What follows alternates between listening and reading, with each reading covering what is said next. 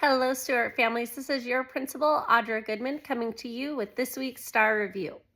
This week, I want to talk to you about recess. Now, at Stewart, we believe that school is an immersive experience. From the second they walk onto our campus, they are learning, and there is learning in everything we do, including recess. Recess is actually one of the most important learning spaces your child can have.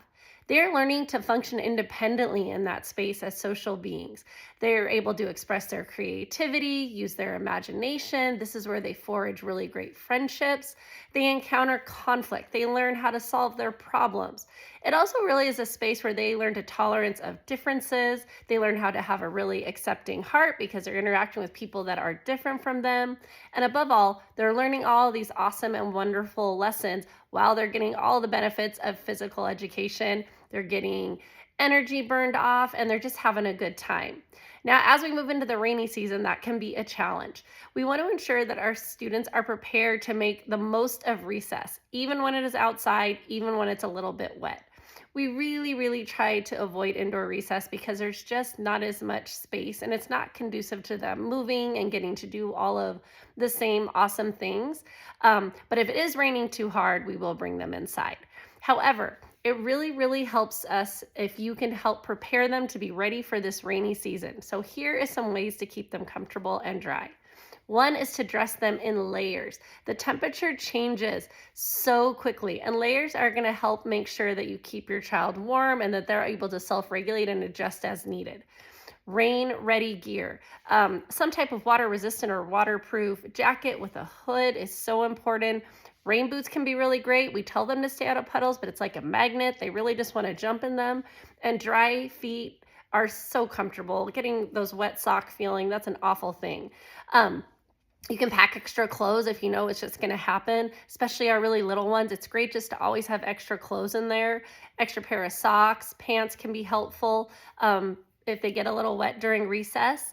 And then please label belongings. I'm sure you all saw the lost and found that we were really bugging you to go through. If you put your child's first initial and last name inside of clothes that they might layer on and off, we always check for it. We'll get it right back to you.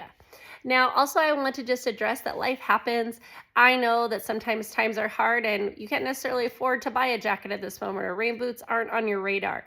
I never want that to be a barrier for getting your child what they need. So if you ever need assistance in any way possible, just reach out to us, the counselor, myself, any staff adult. We have lots of resources. We want to help. So thank you so much for supporting making your child's recess experience more comfortable and keeping them dry and playing. All right, our star support tip for parents is about demonstrating how important it is to reading to your child in an everyday part of your life. Literacy is huge, and your kids have to want to read, whether it's for pleasure or if it's also for gaining information. So some things you can do is just explain to your child when you're doing anything that has to do with reading. They might ask you what you're doing. You might say, I'm trying to put together this table from IKEA and I've got to read the instruction manual. So they can associate reading with being able to get things done. Reading for a purpose. Do you take the bus in the morning and you need to read a schedule? Or are you cooking something and you need to look up a recipe? Whatever it is, even if it's online, just talk to them about the purpose of that. Reading for pleasure. We don't want your child to always associate reading with school or we have to do it. It should be for fun. Have them enjoy stories together. I know I try to read with my son, but also life is busy and I listen to a lot of Audible in the car, and he always listens to whatever book I'm listening to and we talk about it, and it's a way to just really promote the love and enjoyment of reading. Share something you're reading. If you see an interesting news article, maybe read some of it aloud or print it out for them to read and talk to them with you about it. Take your child with you if you go to a bookstore, you go to the library, show them how fun it is to explore and look. Maybe you're in Target, swing through the book section and say, let's look and see what's new, even if you're not going to buy something, just to kind of associate browsing through the reading section as a fun thing to do. And bring something to read with you everywhere you go. Instead of handing over your phone for them to play on, read something, or even on your phone, pull up an article and be like, hey, read this. This is what I was telling you about. Try to make reading a part of how you kill time. All right, upcoming reminders that are coming. I know it always throws me off when we have a day off during the week. So tomorrow is not a late start. It is a regular start because it is Tuesday and not Monday. Also, Thursday at 4 o'clock in our cafeteria is a PTA meeting. We'd love to see as many parents there as possible. Turnouts have been great. So thank you, everybody. Keep it coming.